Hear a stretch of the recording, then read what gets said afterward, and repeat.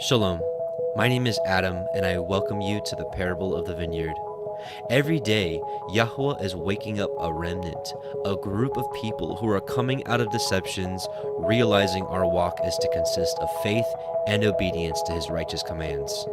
Each week, we read through and examine a portion of the Torah, allowing the Spirit of the Most High to guide, teach, and open our eyes and ears to the wondrous matters out of His law. Join us as we seek to be refined by His Word, preparing ourselves for the return of our King of Kings, being faithful and obedient, walking in His way, truth, and life.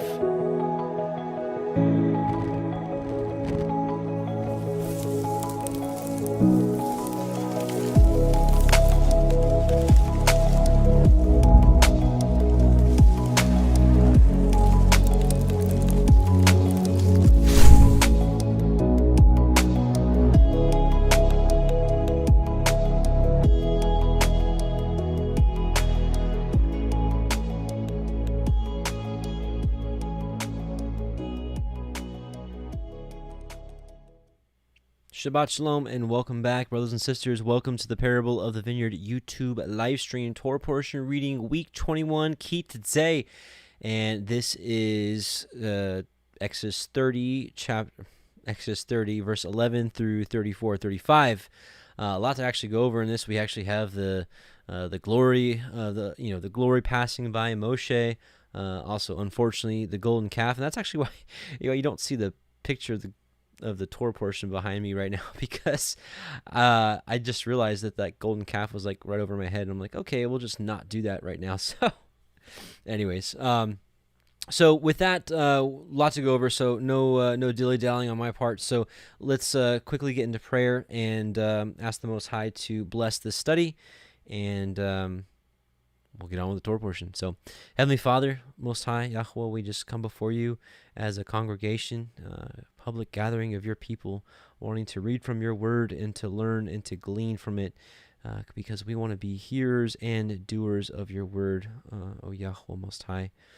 And we ask you to open our eyes to see the wondrous matters out of your Torah, and help us to take heed thereof and to walk out your commands, and neither deviate to the left or to the right. We ask these things in Messiah Yahusha, whom you sent, in whom we believe. We bless you. Amen and amen. So with that, I'm going to make sure you're awake real quick.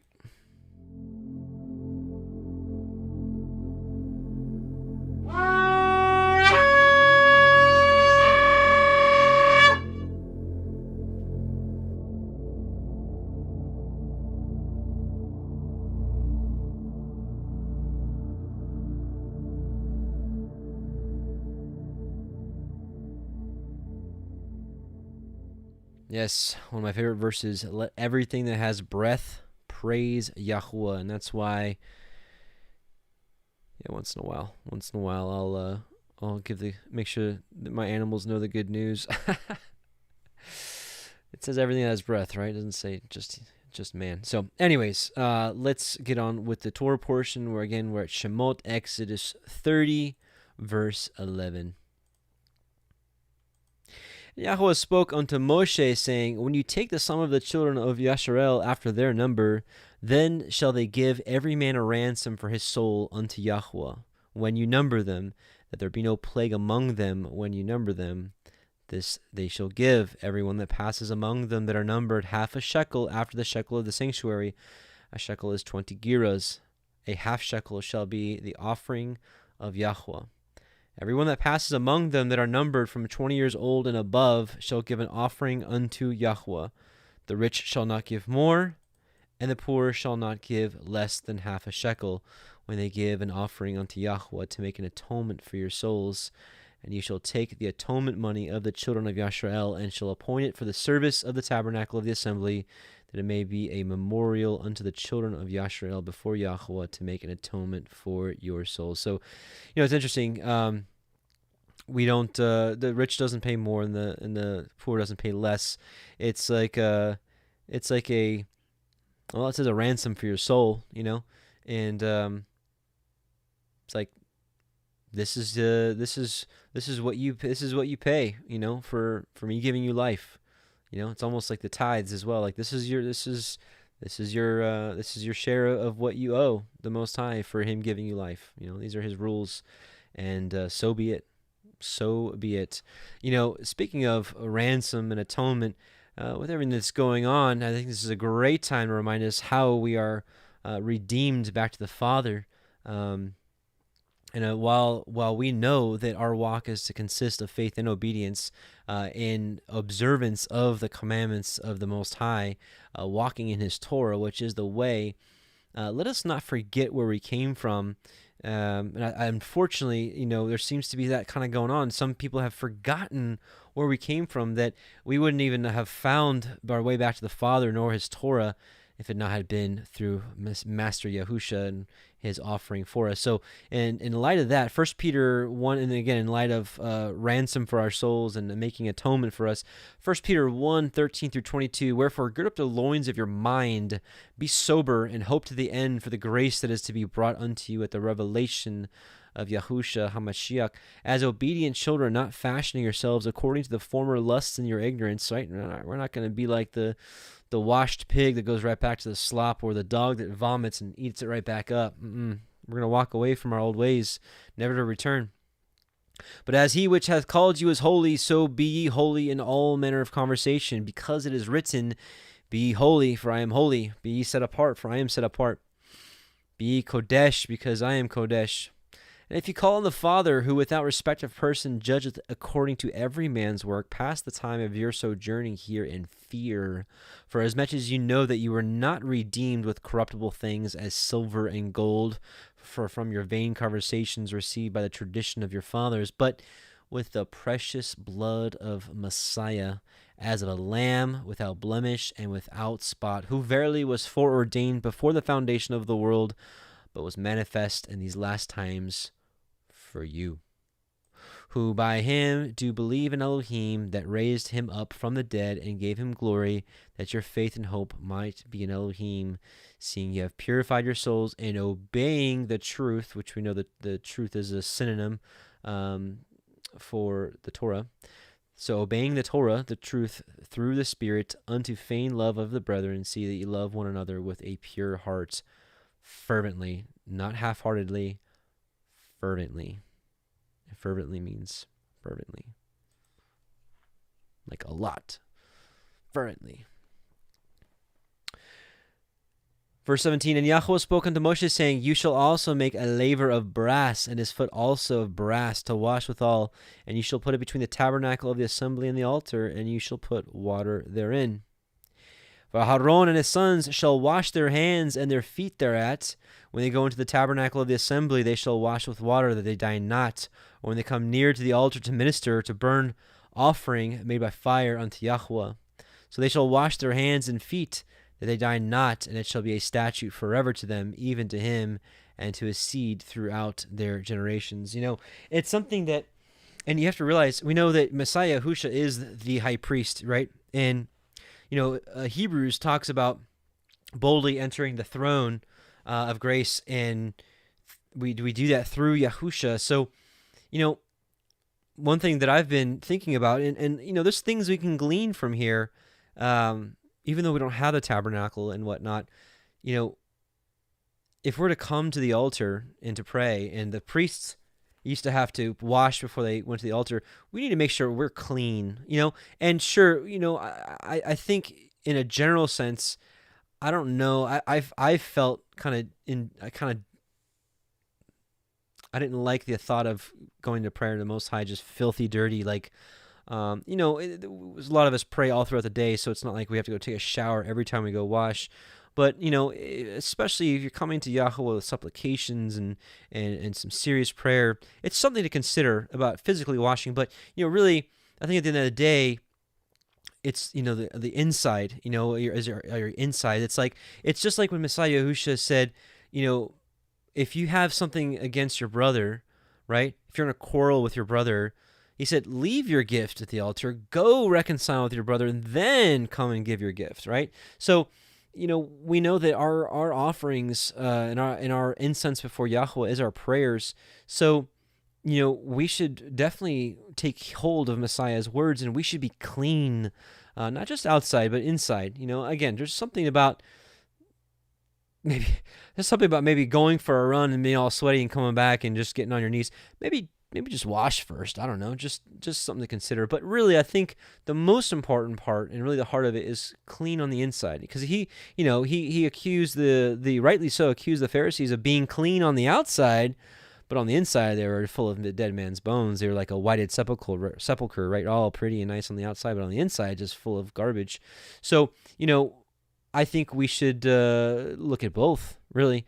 But and again, I'm not saying like every time you pray and you go take a shower or wash your hands. That's not what I'm saying. I'm just saying that. And again, I didn't preface this. Is if you're new, if you're just stopping by, I don't consider these teachings of Torah. I'm really learning myself, so I'm really sharing with you what my weekly studies are. So like during the week, I'll study this and I'll take notes, and here we are, and I like to share my notes as we go along with this, because I still have a lot to learn with Torah. So just my thoughts about just being filthy dirty and then going to Most High in prayer. If the priest had to wash, why shouldn't we? But again, more importantly, because we're talking about Messiah Yahusha told us to walk in spirit and truth. So we need to walk in the commandments, the letter of the commandment, right? But there's more to it, in the spirit of it. And so really, these priests washing before they enter the tabernacle, let us also consider the washing of the insides of us, and asking the Most High to renew a pure heart within us and to be cleansed from the inside, to really change us from the inside out. So just some things to consider. I think I finished that, right? So they shall wash their hands and their feet that they die not. That shall be a statute forever to them, even to him and his seed throughout their generations. So you could say, hey, we're not Levites, so it doesn't apply to us. Hey, maybe so, but I think there's some things that we can glean from here. This is Torah, after all. And so certainly there's some, just like, we'll talk about that another time. So, all right, so let's go to Exodus 30:22. And moreover, Yahuah spoke unto Moshe, saying, Take also unto you principal spices of pure myrrh 500 shekels, and of sweet cinnamon half so much, even 250 shekels, and of sweet calamus 250 shekels, and of cassia 500 shekels, after the shekel of the sanctuary, and of an olive a hin, and ye shall make it an oil of holy anointment, an ointment compound after the art of the apothecary. It shall be a holy anointing oil. And so, this brings up an interesting conversation, something that most people don't want to talk about and won't talk about. But tough subjects. It doesn't really scare me. So there's a study that's gone around that says this here of sweet calamus, and it's something that I've looked into myself. You look at calamus. Calamus is actually it's a poisonous plant. Calamus is a worthless plant that you can just find just anywhere, strewn across any kind of wetlands, with very little value. And ingested calamus may be toxic, leading to its commercial ban in the United States. This is a dangerous plant. It's poisonous, but for whatever reason, the translators decided to translate. What we'll see here in the interlinear. So the Hebrew word here. So cannabosum is cannabosum is what was used here for sweet-smelling cane or fragrant cane. They translate it as sweet calamus. Now, some people would say, hey, cannabosum, cannabis. And maybe so. Cannabis obviously is a very beneficial plant to the body. And some of you, especially the older generations, you'll probably be freaking out right now and never going to return to the channel, and that's fine. But I'm here to share with what the Most High has shared with me. Cannabis has been utterly demonized by really this country for a long time. It started in the 1920s with movies like Reefer Madness, and really just a campaign to just get everybody away from it. And, it was really the same time that they were getting rid of things like colloidal silver and other really natural remedies in favor of pharmaceuticals and well, pharmakia and and that whole campaign of modern day medicine, which is really just man-made, synthesized stuff in favor of things found in nature. So, I want to be very careful here, and because I have seen cannabis be a total stumbling block for people. Cannabis, in my opinion, is a medicine. I have seen people that have, quite frankly, abused cannabis and turned into potheads. And, I don't think that's what Yahuah wants from us at all. People would say, oh, cannabis is bad because it gets you high. Well, then therefore wine is bad because it changes your mind and it alters your mind. Even one glass, I'm here to tell you, even I used to be a heavy drinker, and even in my heavy drinking days, on an empty stomach, if I drink one glass of wine, my mind is changed. It gives you different change. And so, full disclosure, I used to partake in cannabis, and cannabis for me was part of my healing, coming off of alcoholism, coming off of prescription drugs, coming off of drugs themselves. And I believe Yahuah allowed it as a medicine, and it helped me. It helped me get off a lot of my addictions in a natural way. And it's something that I used for quite a few years. But there was a time where I realized that I was healed, and I put the stuff down. And I have seen cannabis be abused. There's actually a lot of people in the Torah observant communities that have either used cannabis or are cannabis that believe cannabis is okay. But I'm here to tell you that I think it's not for everybody. It's not. And me sharing the benefits of cannabis in no way, shape, or form is, Adam says cannabis is okay, so I should go try it. That's not what I'm saying at all. It's the same reason why I wouldn't say, hey, go drink some wine, other than maybe Passover, where it's a feast day to Yahuah and it's part of the celebration. In that case, I'd say, hey, go have some wine, enjoy yourself. But in general, just like I wouldn't say, hey, go out and drink some wine, because it's not for everybody. There's people that they have one drink and they turn into an alcoholic. They fall back into their alcoholism. So same reason I wouldn't just sit here and say, go partake in cannabis. It's not for everybody, because it is a stumbling block for people that makes them lazy and just sit around not wanting to do anything.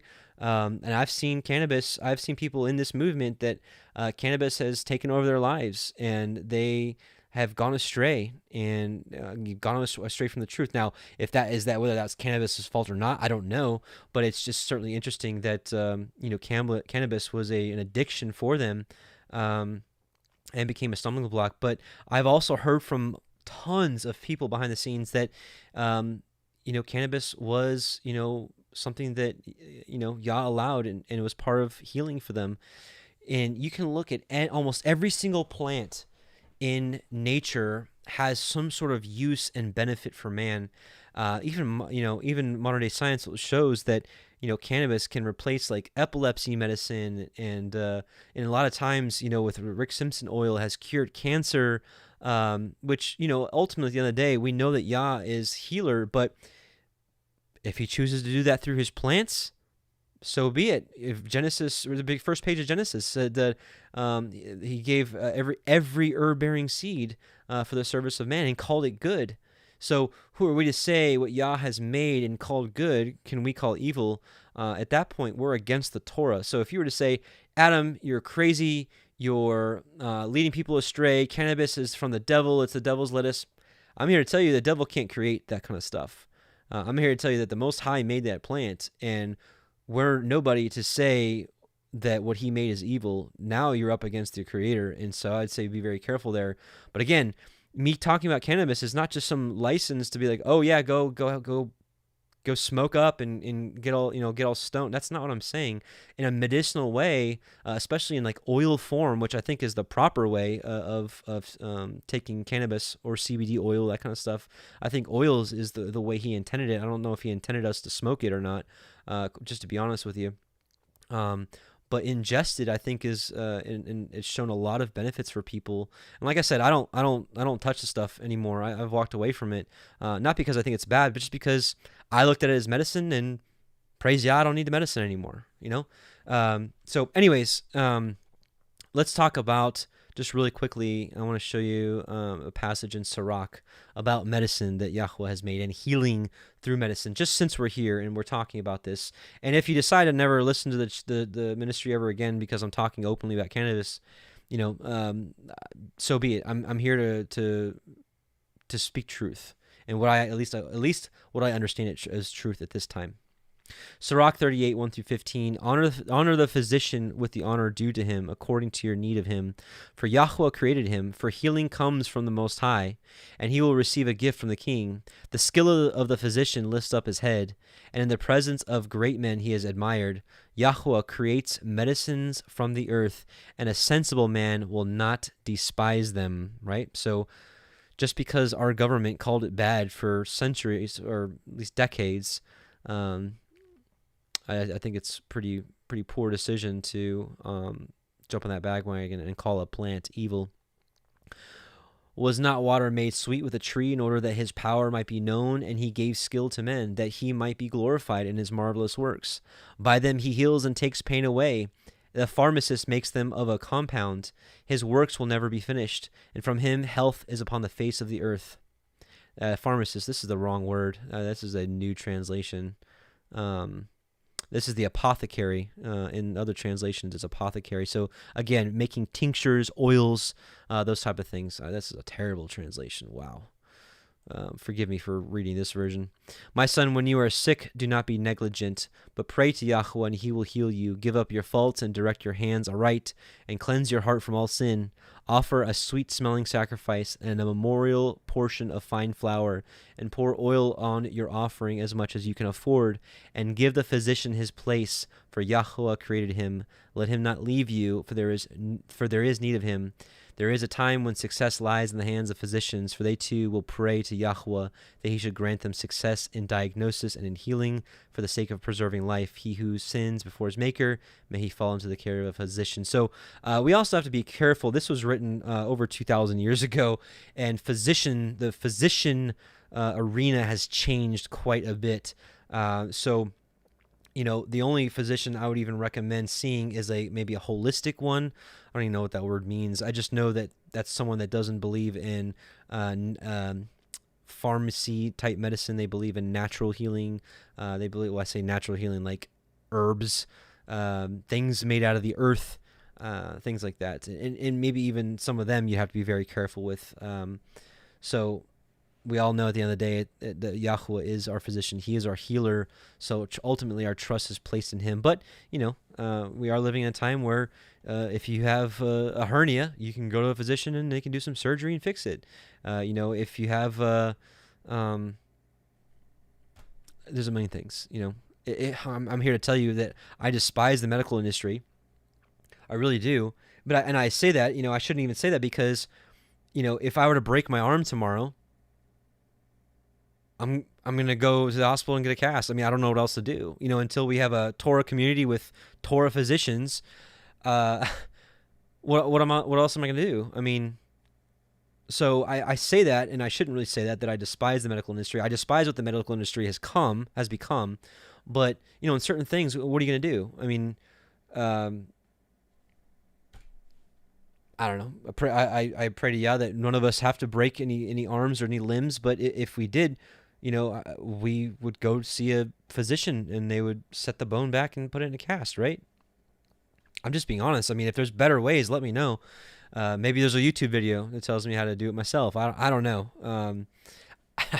I don't know. Anyways, enough about this topic. Let's move on. So I just wanted to share that with you and be open with you, because if you feel that me ever using cannabis is a no-no in your book, now you have plenty of reasons, not to listen. Not that I'm looking to give you reasons not to listen, but I'd rather just be open with you. And if that's something that you think is, or my opinion of cannabis, because again, I don't partake in it now, but if my past use is something that would offend you, I would rather you know than not know and listen and be offended some point later in the future. So Just moving on. So, and you shall make an oil of holy ointment, an ointment compound after the art of the apothecary. It shall be a holy anointing oil. So again, in using these medicines, I think the apothecary, which is oil making, tincture based stuff, I think is what Yah has ordained. And you shall anoint the tabernacle of the assembly therewith, and the ark of the testimony, and the tabernacle, and the table and all his vessels, and the menorah and all his vessels, and the altar of incense, and the altar of burnt offering with all his vessels, and the laver and his foot. And you shall sanctify them, that they may be most holy. Whatsoever touches them shall be holy. And ye shall anoint Aharon and his sons, and consecrate them, that they may minister unto me in the priest's office. And ye shall speak unto the children of Yisrael, saying, This shall be a holy anointing oil unto me throughout your generations. Upon man's flesh shall it not be poured, neither shall ye make it any other like it after the composition of it, that it is holy, and shall be holy unto you. Whosoever compounds any like it, or whoever puts any of it upon a stranger, even shall be cut off from among his people.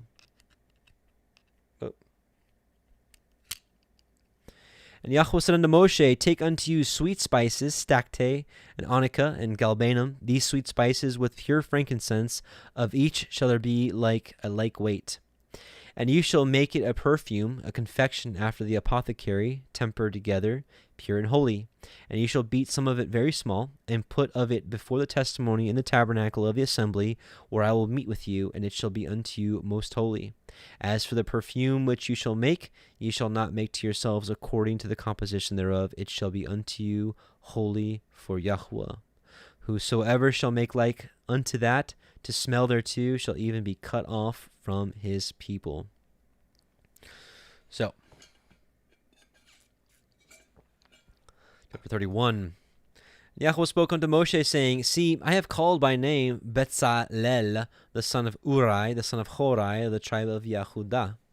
And I have filled him with the Ruach Elohiym in wisdom, and in understanding, and in knowledge, and in all manner of workmanship, to devise cunning works, to work in gold, and in silver, and in brass, and in cutting of stones, to set them, and in carving of timber, to work in all manner of workmanship. And I, behold, I have given with him Aholiab, the son of Ahisamach, of the tribe of Dan, and in the hearts of all wise-hearted I have put wisdom, that they make all that I have commanded you. The tabernacle of the assembly, the ark of the testimony, and the mercy seat that is thereupon, and all the furniture of the tabernacle, and the table and his furniture, and the pure menorah with all his furniture, and the altar of incense, and the altar of burnt offering with all his furniture, and the laver and his foot, and his cloths of service, and the holy garments of Aharon the priest, and the garments of his sons to minister in the priest's office, and the anointing oil, and the sweet incense for the holy place. According to all that I have commanded you shall they do. This is a big one. And Yahuah spoke unto Moshe, saying, Speak also unto the children of Yisrael, saying, Truly, my Shabbatot shall ye guard, my Sabbaths shall ye guard, for it is a sign between me and you throughout your generations. Throughout your generations, period. That's forever. That you may know that I am Yahuah Mekodishkem, Yahuah who sanctifies you.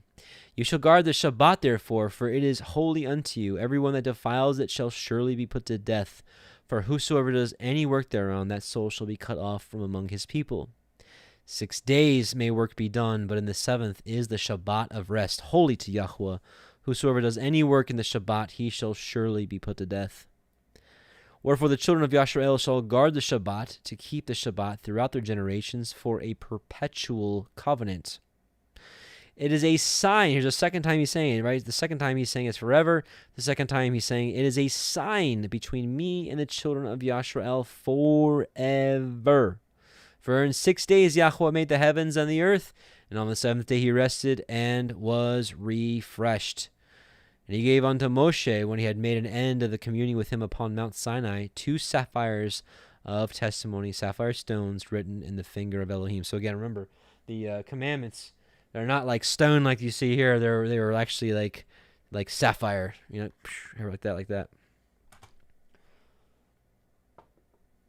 So a couple things. So let's talk about this. This sign, this mark, it's amazing. Let's take a look at a few verses here. So Deuteronomy 6, 4 through 9. Hear, O Yisrael, Yahuah Elohiym is one Adonai, and thou shalt love Yahuah the Elohim with all thine heart, and with all thy soul, and with all thy might. And all these words which I command you this day shall be in your heart, and you shall teach them diligently unto your children, and shall talk of them when you sit in your house, and when you walk by the way, and when you lie down, when you rise up. And thou shalt bind them for a sign upon thine hand. They shall be as frontlets between your eyes, and you shall write them upon the posts of your house and on your gates. So here's that sign again. And if you look at, if you actually look at the Hebrew on this word sign is ot, which actually could mean as well like a mark, a distinguishing mark. The Hebrew word is ot, and so it's a sign, a signal, a distinguishing mark, a banner, remembrance, miraculous sign, omen, warning, token, ensign, standard, miracle, proof. Really a mark, right? A mark or a sign or a token. So it's a mark that says here, a mark upon your hand and frontlets, your forehead. So where have we seen a mark on your hand and forehead before, right? Revelation 13, 16 through 17, and he causes all, both small and great, rich and poor, free and bond, to receive a mark in their right hand or in their foreheads, that no man might buy or sell save he that had the mark or the name of the beast or the number of his name. So I'm here to tell you my interpretation of the mark of the beast is it's the mark of the beast versus the mark of the Yahuah. You've got one of them. Which one do you have? If you want more information on that, I'll show you. I've got a short video really explaining my full position on that. And I know you're going to say, vaccine this, there I said that word, this, that, and the other. And I hear you. I really do. I really, really hear you. But I think there's something way more important than that. And it's right here. It's actually part of it's the homepage.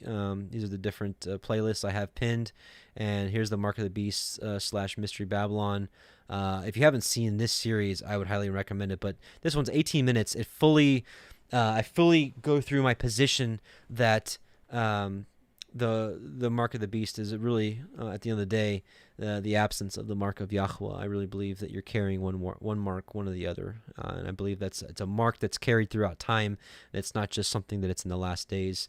Surely I do believe that there's going to be some stuff physically where if you don't take this or that, then you won't be able to participate in commerce, in mainstream commerce anymore. That's a whole different story. But really, at the end of the day, we're talking about a saving mark or a damning mark. I really believe we're talking about who you obey. And if you're not obeying the Most High, you're obeying either yourself or obeying a false god or false religion, something. So anyways, it's called Avoiding the Mark of the Beast 2020.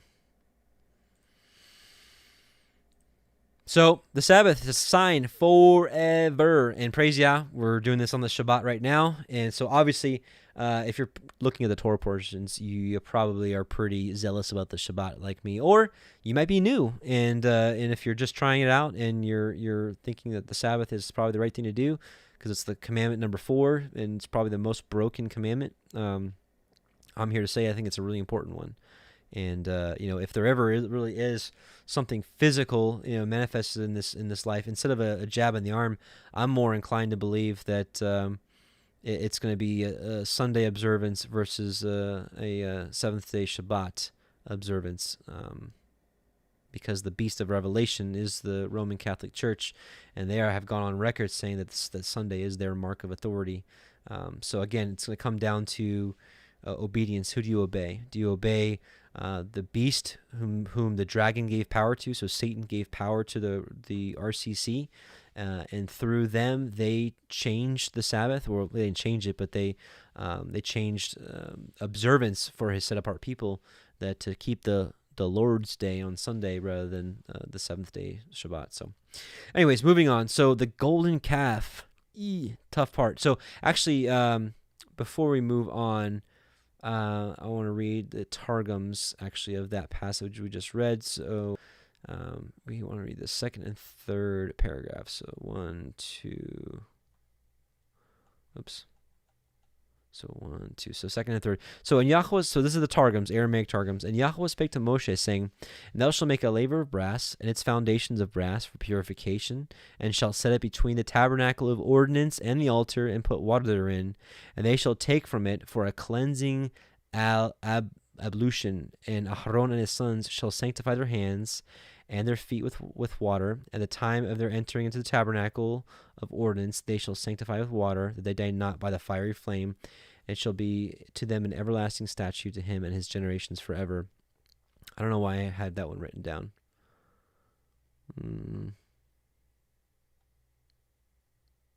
Oh, it's because it's chapter 31, silly. So second and third. Okay, sorry about that. That was chapter 30. So chapter 31... And Yahuah spake to Moshe, saying, Also speak thou with the sons of Israel, saying, Ye shall keep the day of my Sabbaths indeed, for it is a sign between my word and you. That's why these Targums are such a gift in these last days, because Messiah is all over these things. So Yahuah is saying, my Sabbath is a sign between me, or between my word, my Messiah, and you. That you may know that I am Yahuah who sanctifies you. You shall keep the Sabbath, because it is holy to you. Whenever so man profane it, dying, he shall die. Whosoever work therein, that man shall be destroyed from his people. 6 days ye shall do work, but the seventh day is the Shabbat, the holy Shabbat before Yahuah. Whoso doeth work upon the Shabbat, dying, he shall die by the casting of stones. The sons of Israel shall therefore keep the Shabbat, to perform the delightful exercises of the Sabbath. It is for your generations an everlasting statute between my word, my memra, and the sons of Israel. It is a sign forever. All right, and he gave to Moshe, when he had finished to speak with him in the Mount Sinai, the 2 tablets of the testimony, tablets of sapphire stone from the throne of glory, weighing 40 seahs, inscribed by the finger of Yahuah. So he's saying here that the sapphire stone he took it from the throne, which the throne is sapphire. It's confirmed in Ezekiel that the throne is sapphire. So pretty interesting stuff. So let's go back to Exodus 32, and we'll talk about this rough passage here. There's some really interesting things in the Targums here on this chapter. I gotta tell you, I was kind of blown away. But we'll get to that here shortly. And when the people saw that Moshe delayed to come down out of the mount, the people gathered themselves together unto Aharon, and said unto him, Up, make us Elohim, which shall go before us. For as for this Moshe, the man who brought us up out of the land of Mitzrayim, we know not what has become of him. And Aharon said unto them, Break off the golden earrings which are in the ears of your women, of your sons, and of your daughters, and bring them unto me. And the people broke off the golden earrings which were in their ears, and brought them unto Aharon. And he received them at their hand, and fashioned it with a graving tool, after he had made it a gold molten calf. And they said, These be your Elohim, O Yisrael, which brought you up out of the land of Mitzrayim. And when Aharon saw it, he built an altar before it. And Aharon made proclamation, and said, Tomorrow is a feast to Yahuah. And they rose up early on the morrow, and offered burnt offerings, and brought peace offerings. And the people sat down to eat and to drink, and rose up to play. Let's read the Targums of that. But the people saw that Moshe delayed to come down from the mount, and the people gathered together unto Aharon. And when they saw that the time he had appointed to them had passed, and Satana had come, so Satan had come, and caused them to err, and perverted their hearts with pride. And they said to him, Arise, make us gods that shall go before us. As for this Moshe, the man who brought us up from the land of Mitzrayim, he may have been consumed in the mountain by the fire which the flameth from before Yahuah, and we do not know what hath befallen him in his end. Now Aharon said to them, Deliver the golden rings that are in the ears of your wives, your sons, and your daughters, and bring them to me. And their wives denied themselves to give them their ornaments to their husbands, and all the people at once delivered up the golden rings which were in their ears, and brought them to Aharon. And he took them from their hands, and bound them in a wrapper, and wrought it with a tool, having made a molten calf. And he said, These, Israel, are the Elohim, which brought you forth from the land of Mitzrayim. Now here, this is what's interesting, because I always wondered how quickly Aaron folded and was like, yeah, okay, sure, you want me to build a golden calf? Fine. That's kind of what it seems like in the Masoretic, but here, listen to this. For Aharon had seen her slain before him, and was afraid, and he builded an altar before him. And Aharon cried with a doleful voice, and said, Let there be a feast before Yahuah tomorrow, and the sacrifice of the slain of these adversaries who have denied their Adonai, and have changed the glory of the Shekinah of Yahuah for this calf. So Hur was the other man that was holding up. Well, we haven't read this yet, but it's in the book of Numbers when they're fighting a battle, and every time Moses lifted up his hands, he prevailed, and when his hands got tired, he put them down. Amalek prevailed, and so Aaron and Hur. Oh no, it wasn't Hur. I'm sorry, it was someone else that was up there. Anyways, never mind. Strike that. Totally strike that. Wrong guy. So, anyways, okay. So let's move on. Let's go back to. Sorry about that. I'm sorry when I get off on a wrong tangent. I hate wasting your time. All right. So is Exodus 32:7, and Yahuah said unto Moshe, "Go, get you down, for your people which you brought out of the land of Mitzrayim have corrupted themselves. They have turned aside quickly out of the way which I commanded them. They have made them a molten calf, and have worshipped it, and have sacrificed thereunto, and said, These be your Elohim, O Yisrael, which have brought you up out of the land of Mitzrayim. And Yahuah said unto Moshe, I have seen this people, and behold, it is a stiff-necked people.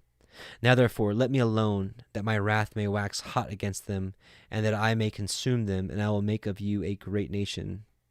And Moshe besought Yahuah Elohiym, and said, Yahuah, why does your wrath wax hot against your people, which you have brought forth out of the land of Mitzrayim with great power and with a mighty hand? Wherefore should the Mitzrayim speak and say, For mischief did he bring them out, to slay them in the mountains, and to consume them from the face of the earth? Turn from your fierce wrath, and repent of this evil against your people. Remember Abraham, Yitzchak, and Yasharel, your servants, to whom you swore by your own self, and said unto them, I will multiply your seed as the stars of heaven, and all this land that I have spoken of will I give unto your seed, and they shall inherit it forever. And Yahuah repented of the evil which he thought to do unto his people. And Moshe turned and went down from the mount, and the 2 sapphires of the testimony were in his hand. The sapphires were written on both their sides, one on the one side, and the other were they written. And the sapphires were the work of Elohim, and the writing was the writing of Elohim graven upon the sapphires. So it's interesting. We actually read this passage earlier tonight in the Hebrew Gospel of Matthew stream, and just showing you there that Yahuah can make a decree like, hey, like he's like basically I'm gonna consume all these people, like they're done. I'm done with them. And Moshe's like, no, wait, what about, think about your promise to Abraham, Yitzhak, Yaakov, and all this and that. And Yahuwah's like, okay, all right. He turned and he repented. Yahuwah repented of the evil which he thought to do. Okay, so Yahuwah can be reasoned with. So in your prayers, petition Yahuwah. Even if you petition him every single day for years, one day he might just answer you. Think about Abraham and Sarah. They wanted a son. You don't think they prayed probably every day, or maybe close to it? I can't speak for them on their behalf, but I'm pretty sure he did. It took years, but he finally answered, didn't he? Samuel's mother, Hannah, Samuel's mother, was barren forever, a long time. She was an older woman. Pray day and night, fasting. Finally delivered. Yahusha teaches that parable of the woman that went to the secular judge and wanted justice. And he wouldn't give it to her, and she kept going back, and he wouldn't give it to her. She kept going back, he wouldn't give it to her. She kept going back, he wouldn't give it to her. And he's like, all right, I've had enough of this woman.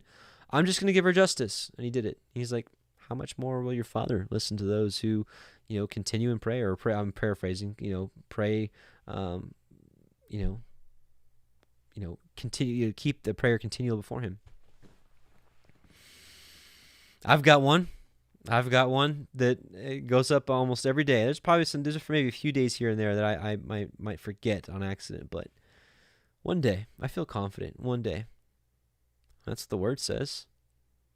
So in the meantime, just trust in him and not get frustrated that it's not being met, because, we don't see Abraham frustrated. They prayed. I mean, and same with Hannah. They prayed and prayed and prayed, and was like, one day you're going to answer me.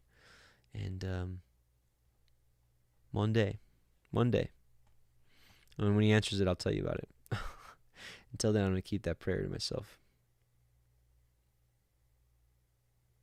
And when Yahusha, this is Joshua, heard the noise of the people as they shouted, he said unto Moshe, there is a noise of war in the camp. And he said, it's not the voice of them that shout for mastery, neither is it the voice of them that cry for being overcome, but is the noise of them that sing do I hear, right? Remember, they rose up to play.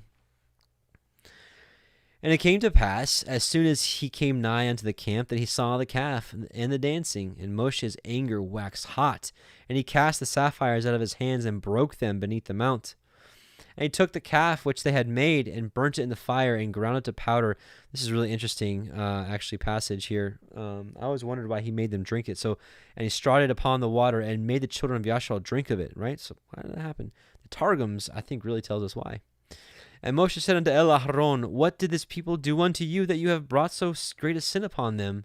And Aharon said, let not the anger of my Lord wax hot. You know the people, that they are set on mischief. For they said unto me, make us Elohim, which shall go before us. As for this Moshe, the man that brought us up out of the land of Mitzrayim, we know not what is would become of him. And I said unto them, whosoever has any gold, let them break it off. So they gave it me. Then I cast it into the fire, and there came out this calf. And when Moshe saw that the people were naked, for Aharon had made them naked unto their shame among their enemies, which we're actually going to learn what this means. They weren't but they weren't like bearskin naked. You'll actually see in the Targums what that means. And Moshe stood at the gate of the camp and said, who is on Yahuah's side? Let him come unto me. And all the sons of Levi gathered themselves together unto him.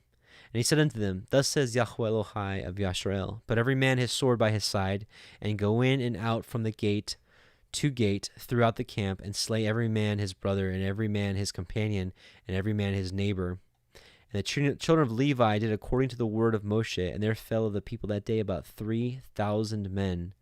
For Moshe had said, consecrate yourselves today to Yahuah, even every man upon his sons and upon his brother, that he may bestow upon you a blessing this day. And it came to pass on the morrow that Moshe said unto the people, ye have sinned a great sin, and now I will go up unto El Yahuah, perchance I shall make an atonement for your sin. And Moshe returned unto El Yahuah and said, this people have sinned a great sin. So let's stop there really quickly. So, let's think about the golden calf in general.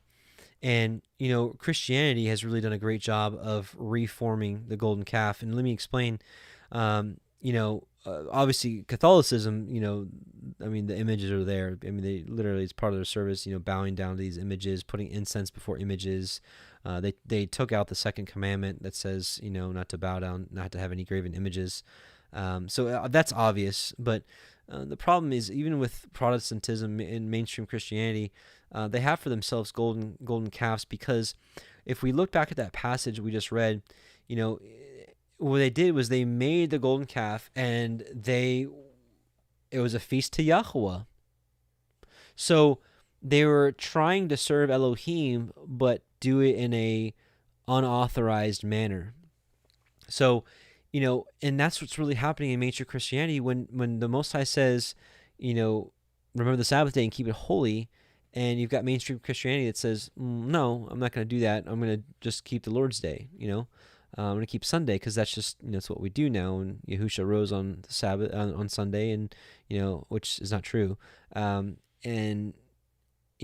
So it's unauthorized service. It's a molten calf. Same thing with, unauthorized holidays, Christmas, Halloween. Halloween's not, nobody thinks that's a real, a feast day or a holiday, a Christian holiday, but Christmas, Easter, these false days that it's unauthorized worship, period. It's a golden calf all over again. And so we've got to really be careful and keep ourselves from these things, because we saw it happen when this golden calf came about. It's basically, the golden calf is it's a figure of unauthorized service, because they weren't like serving, the Egyptian god. They were serving God in the way that the Egyptians told them how to worship God in general, right? To worship Elohim in general. So they were worshiping Yahuah, but doing it the way the Egyptians taught them, and not the way the Most High taught them. So, us growing up in Egypt, or Babylon, whatever you want to call it, us growing up in Egypt, we learned from our youth, a lot of us, how to worship Elohim the way Egypt teaches. And, praise Yah, he's waking us up out of this, But, there still could be, golden calves in your lives that we don't even know, traditions and things that need to be shed. So, may the Most High open up all of our understanding as to any golden calves we may have, any idolatrous things, any images, or false gods we may have, or false methods of worship that is unauthorized in our lives, and may He expose all those to each of us on an individual basis, so that we may get the planks out of our eyes. Verse 32, chapter 32, verse 32. Yet now, if you will forgive their sin, and if not, blot me, I pray you, out of the sefer which you have written. And Yahuah said unto Moshe, whosoever has sinned against me, him will I blot out of my sefer. Therefore go now, and lead the people unto the place of which I have spoken unto you. Behold, my angel shall go before you. Nevertheless, in the day when I will visit their sin upon them. And Yahuah plagued the people because they made the calf which Aharon had made. So, let's take a look at the Targums. Interesting passage here, I gotta tell you. So let's see. We're gonna read. Okay, we're gonna read the rest of this in the Targums. It's very interesting. And if you're new by chance, the Targums, it's the Aramaic Targums, it's the Aramaic translation of the scriptures. I do believe that this predates the Septuagint or the Masoretic. I think this is the oldest manuscript we have to read. This is you can see this is even before they had verses, and they had chapters, but this is before they had verses. And Yahuah said to Moshe, descend from the greatness of thine honor, for I have not given thee greatness except on the account of Israel. But now thy people, whom thou didst bring up from the land of Mitzrayim, have corrupted their works. Quickly have they declined from the way which I taught them in Sinai, that ye shall not make yourselves an image or figure or any similitude. For now have they made to them a molten calf, and they have worshipped it, and sacrificed to it, and proclaimed before it, these are thy gods, Israel, which brought you up from the land of Mitzrayim. And Yahuah said to Moshe, the pride of this people is manifest before me, and behold, it is a people of hard neck. And now, cease from thy prayer, and cry not for them before me, for I will let my anger burn like strong fire against them, and consume them, and I will make thee a great people. And Moshe was shaken with fear, and began to pray before Yahuah his Elohim. And he said, wherefore should thy wrath, O Yahuah, prevail against thy people, whom thou didst bring up from the land of Mitzrayim with great power and with a mighty hand? Let's see. This is all the same, actually. Here we go. Now this gets interesting. Okay. This is when they're coming down from the mount. And Joshua heard the voice of the people exulting with joy before the calf. And he said to Moshe, there is the voice of battle in the camp. But he said, it is not the voice of the strong who are victorious in battle, nor the voice of the weak who are overcome by their adversaries in the fight, but the voice of them who serve with strange service, and who make merriment before it, that I hear. And it was when Moshe came near to the camp and saw the calf and the instruments of music in the hands of the wicked, who were dancing and bowing before it, and Satan among them dancing and leaping before the people, the wrath of Moshe was suddenly kindled, and he cast the tables from his hands and brake them at the foot of the mountain. The holy writing that was on them, however, flew and was carried away into the air of the heavens, and he cried and said, woe upon the people who heard at Sinai from the mouth of the Holy One. Thou shalt not make to thyself an image or figure of any likeness, and yet at the end of 40 days make a useless molten calf. And he took the calf which they had made, and burned it in fire, and bruised it into powder, and cast it upon the face of the water of the stream, and made the sons of Israel to drink. And whoever had given thereto any trinket of gold, the sign of it came forth upon his nostrils. And this is actually interesting too, because later on in Numbers, I think Numbers 5 or 6, we find the cup of jealousy. If a man suspected his wife of adultery, bring her to the temple, and they would get a cup of water, get some dust from the floor, sprinkle it from the floor of the tabernacle, sprinkle it in the cup, the woman would drink it, and if she was guilty, her thighs, her belly would swell and her thighs would rot. So it would be a clear sign that something happened. So this is very something similar, that he made them drink the powder of the gold, and a sign came about if they were guilty. So not a new concept here. And Moshe said unto Aharon, what did this people to thee, that thou hast brought upon them a great sin? And Aharon said, let not my Lord's anger be strong. Thou knowest the people, that they are the children of the just, but evil concupiscence hath made them to err. And they said to me, make us gods that we may go before us, that they may go before us. For this Moshe, the man who brought us up from the land of Mitzrayim, is consumed in the mountain by the flaming fire from before Yahuah, and we know not what hath been done to him in his end. And I said to them, whoever hath gold, let him deliver and give it to me, and I cast it into the fire. And Satan entered into it, and there came out of it the similitude of this calf. And Moshe saw that the people were naked, for they had been stripped by the hand of Aharon of the holy crown which was upon their head, inscribed and beautiful with a great and glorious name, and that their evil report would go forth among the nations of the earth, and they would get them an evil name into their generations. So they were stripped of it looks like they were holy crowns, because, it is interesting, because in Exodus 19, at the marriage ceremony, they were to be a holy nation, a nation of priests, and we know that these priests were crowned. So here I want to show you. So we talked about the gemstones last week. If you were with us last week, talking about the gemstones on the breastplate, which was really interesting. And those gemstones were they represented the children of the Most High, the 12 tribes. So in thinking about these jewels, right, and the opposite sense in Isaiah 49:14 through 18, with the regathering happens with New Jerusalem, it's pretty interesting. So, but Zion said, Yahuah hath forsaken me, and my Elohim hath forgotten me. Can a woman forget her sucking child, that she should not have compassion on the son of her womb? Yea, they may forget, yet will I not forget thee. Behold, I have graven thee upon the palms of my hands. Thy walls are continually before me. Thy children shall make haste, thy destroyers, and they that made thee waste shall go forth of thee. Lift up thine eyes round about, and behold, all these gather themselves together, and come to you. As I live, saith Yahuah, thou shalt surely clothe thee with them all, as with an ornament, and bind them on thee as a bride doeth. So kind of in the opposite sense, in that great day, we will actually be like those beautiful gemstones and like a holy crown, on New Jerusalem. So pretty interesting stuff. There's actually more to it, but we got quite a bit to cover, so we're going to continue. So yeah, I thought it was really interesting that that's the nakedness that we kind of saw in it said that Aaron had made them naked. Well, naked of the crown, not like naked people. And Moshe stood in the Sanhedrin of the camp and said, who feareth Yahuah, let him come to me.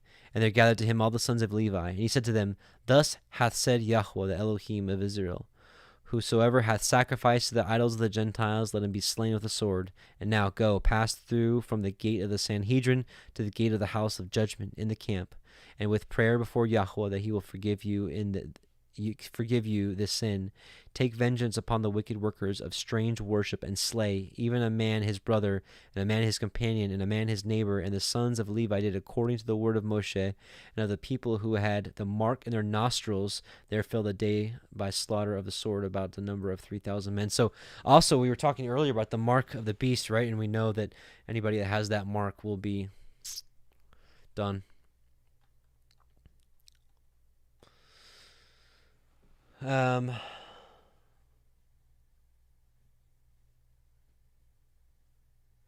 okay, we'll stop there. So anyways, I thought it was pretty interesting, And you've got Satan dancing around there with them, leading them astray. And you got Satan forming this, this abominable image. Pretty crazy things going on there.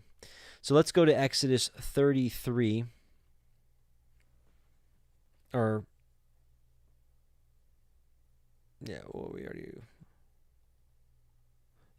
Exodus 33. And Yahuah said unto Moshe, depart and go up hence, and you and the people which you have brought up out of the land of Mitzrayim, unto the land which I swore unto Abraham to Yitzchak and to Yaakov, saying, unto your seed will I give it. And I will send an angel before you, and I will drive out the Canaanites, and the Amorites, and the Hittites, and the Perizzites, and the Hivites, and the Jebusites, unto a land flowing with milk and honey, for I will not go up in the midst of you, for you are a stiff-necked people, lest I consume you in the way.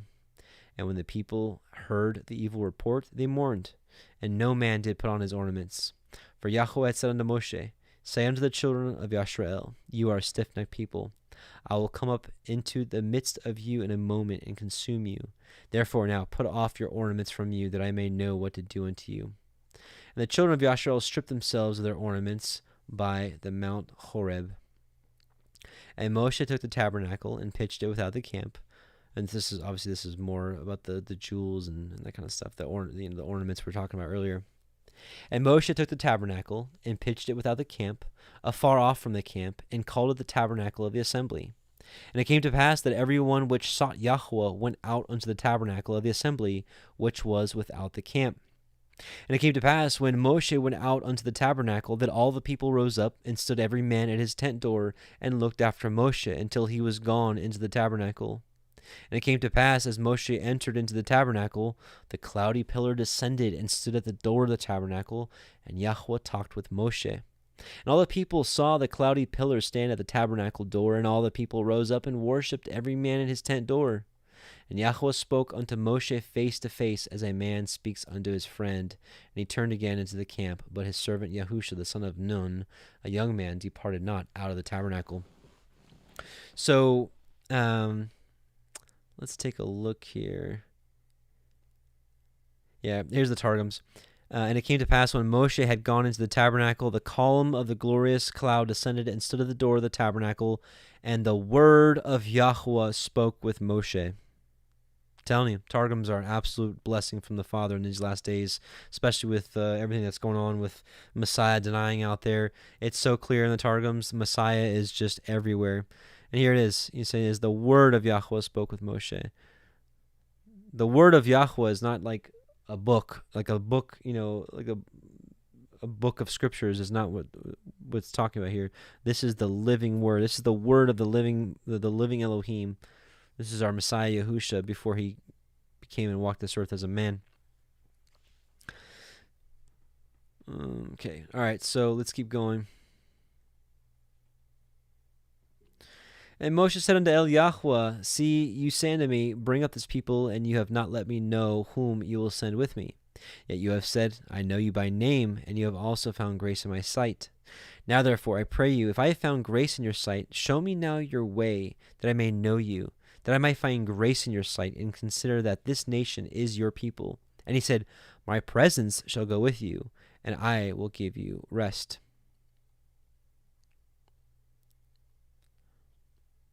Yeah, okay, did I have something here? Yeah. So, and he said, my presence shall go with you and give you rest. Anyways, long story short, it's just talking about his angel, the angel of his presence. And Isaiah 63, 1-9, this is the angel that goes before them. So it's talking about, sending the angel before him. He says, my presence shall go with you. And I believe he's talking about the angel of his presence. So Isaiah 63, 1-9, who is this that cometh from Edom with dyed garments from Bozrah? This that is glorious in his apparel, traveling in the greatness of his strength? I that speak in righteousness, mighty to save. So this is talking about Messiah Yahusha. This is, his garments are dipped in blood when it talks about in Revelation. Wherefore art thou red in thine apparel, and thy garments like him that treadeth the wine fat? I have trodden the winepress alone, and of the people there is none with me, for I will tread them in mine anger, and trample them in my fury, and their blood shall be sprinkled upon my garments, and I will stain all my raiment.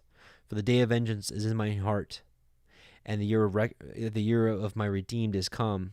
And I looked, and there was none to help, and I wondered that there was none to uphold.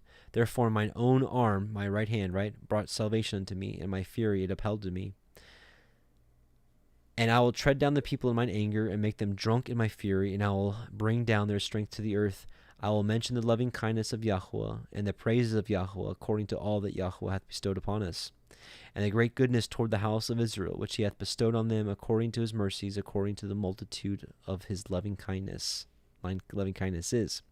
For he said, surely they are my people, children that will not lie. So he was their Savior. In all their affliction he was afflicted, and the angel of his presence saved them.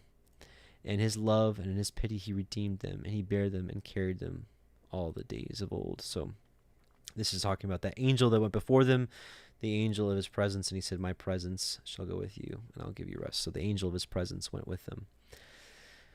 And he said unto them, if your presence go not with me, carry us not up hence. For wherein shall it be known here that I and your people have found grace in your sight? Is it not in that you go with us? So that we shall be separated, I and your people, from all the people that are upon the face of the earth.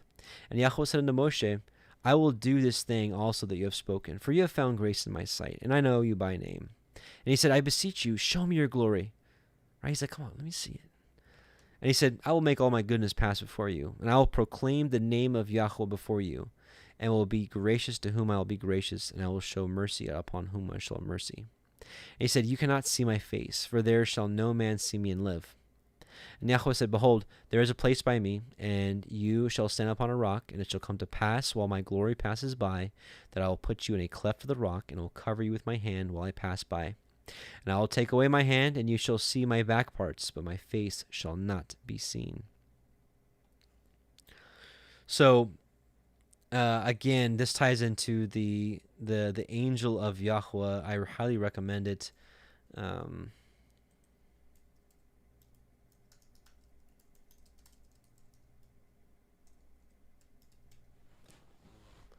So I'd highly recommend it, talking about, it actually goes over this passage that we just read here in Exodus, about who's actually passing by here. Because a lot of people will say, well, the Father passed by, right? Because he said, you can't see my face and live.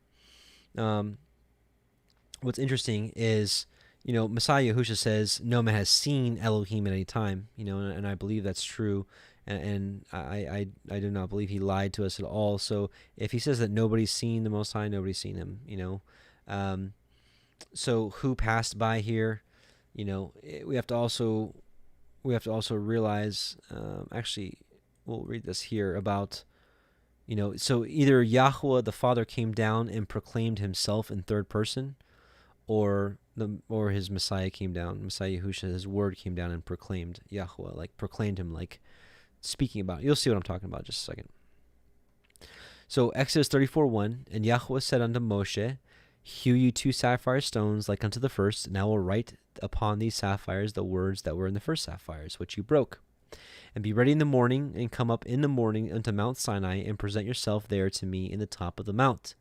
And no man shall come up with you, neither let any man be seen throughout all the mount, neither let the flocks nor herds feed before that mount. And he hewed 2 sapphire stones like unto the first.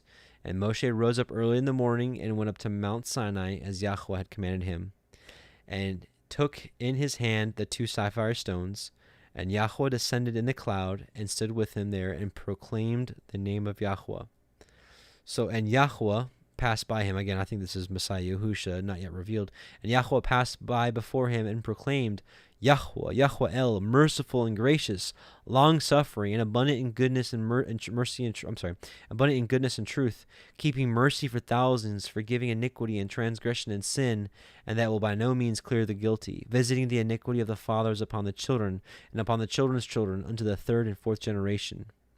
So again, either the Father came down and proclaimed himself in a third-person sense, or I believe truly Messiah Yahusha came down. And if you want to know more about this, right here, it's something that I would highly recommend. And here looks like you can watch a video that looks like it have an opposite conclusion. So, well, the angel of Yahuwah cannot be Yahuwah, and I agree with that. So yeah, I believe it's not the Father. I believe that the angel of Yahuwah is Messiah Yahusha. So if you want to put that to the test, I would recommend it. I thought that this really made sense of the whole father-son dynamic and everything for me, this study. So it's something that I've been thinking about for many years, and finally I feel like the Most High helped me put it together.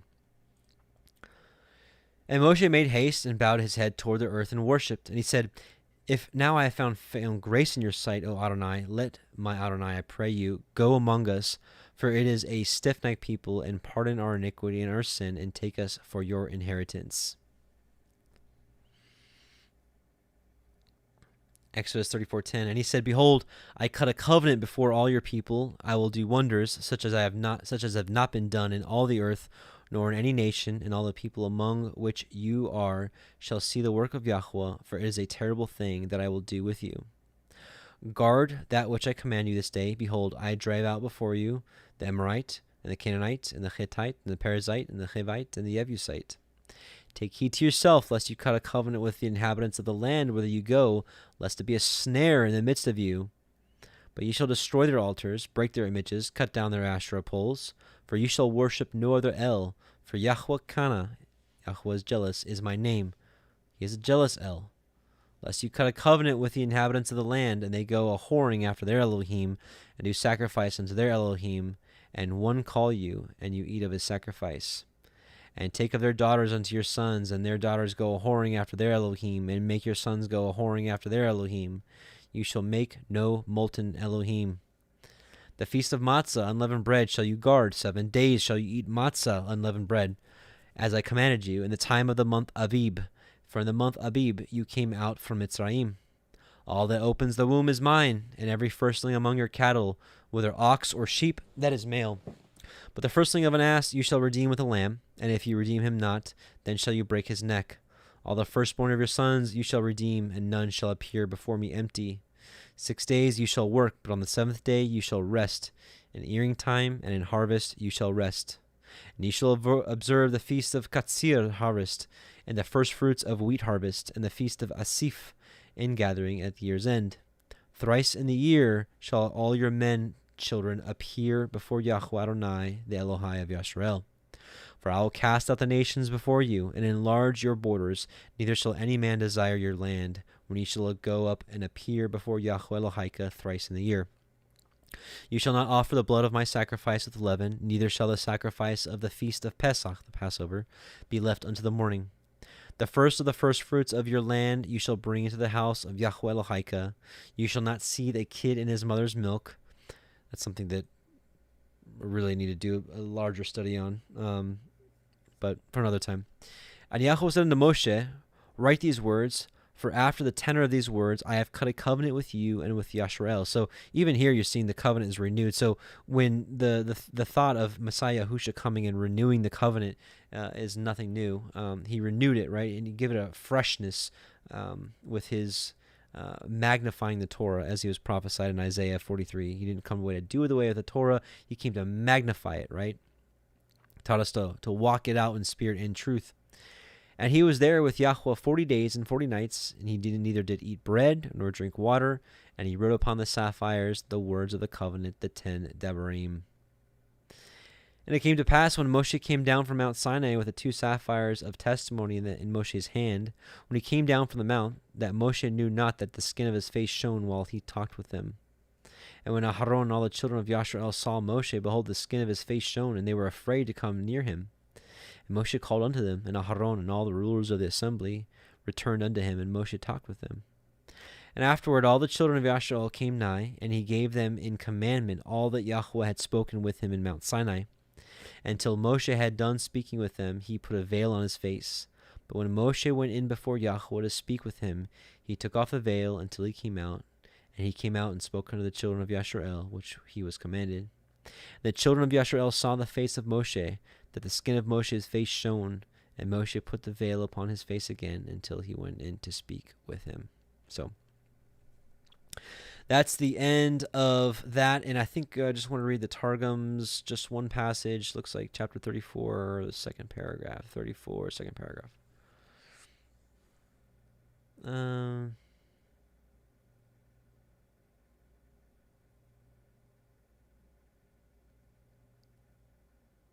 Yeah, I just this part right here. So, Yahuah, most merciful and gracious, long-suffering, and nigh in mercies, abounding to exercise compassion and truth, keeping mercy and bounty for thousands of generations, absolving and remitting guilt, passing by rebellions and covering sins, and pardoning them who convert unto the Torah, but holding not guiltless in the great day of judgment those who will not convert. Pretty clear stuff. So praise Yah, he's opened up our eyes to his Torah, his truth in these last days. So with that, brothers and sisters, I pray that maybe something was a blessing for you in the study, but the most importantly, I pray that Yahuah was glorified, that a people are coming out of the world and wanting to be converted to his Torah. So may the Most High bless you in your journey of converting into his Torah fully. I know I'm still working that walk out as well, and want to be perfect in his eyes. Whether any of us will attain perfection, I don't know. There were a few people in the Bible that did that in the scriptures that said that they were. I think we should be shooting for it, no matter how many times we fall. I think we should be shooting for it. We owe that to him. He saved our lives. He sent his son to have a brutal offering up of his life for us. And I think us giving it our all is what we owe him. And I think we should want to even do it. It shouldn't be like, oh, gotta give him my all. I should be like, he deserves my all. There's a passage in Baruch that I actually meant to read earlier, but I'm going to read it now. This is 2 Baruch, chapter is this? 2 Baruch 54, starting at verse 7. For I know that in regards those things wherein I besought you, I have received a response, and as regards of what I besought you did reveal to me, with that voice I should praise you, and from what members I should cause praises and hallelujahs to ascend to you. Listen to this. For if my members were mouths, and the hairs of my head voices, even so I could not give you the meat of praise, nor laud you as is befitting, nor could I recount your praise, nor tell the glory of your beauty. So, man, he just said, if every hair had a voice, I still couldn't praise you of what you deserved. So I believe that. I really do. So let's pray. Heavenly Father, O Yahuah, we praise you. Thank you for allowing us to gather together to study and read your word and to grow together. And we just can pray that you continue to bless us as we continue in the faith, that you continue to give us understanding and an obedient heart to you, a wanting and willing heart that wants to abide in your word, that wants to consistently learn about you, and to not be slack in our walk with you, but to have zeal and a fervor for you, like a zeal like Phinehas, a courage and like David, boldness like Peter, and a heart for your people, like many of the patriarchs. Oh, Yahuah, we ask you that you give us strength in this walk, and that you help us on this way, that we neither deviate to the left or the right. And we ask that you guard us and keep us and our families until Messiah Yahusha comes. And we pray he comes shortly. In Yahusha's name, we do pray and say Shabbat Shalom to you. So, brothers and sisters, I'm going to end with a song or two. So, blessings to you in Yahusha's name, and we'll see you next week. Shalom.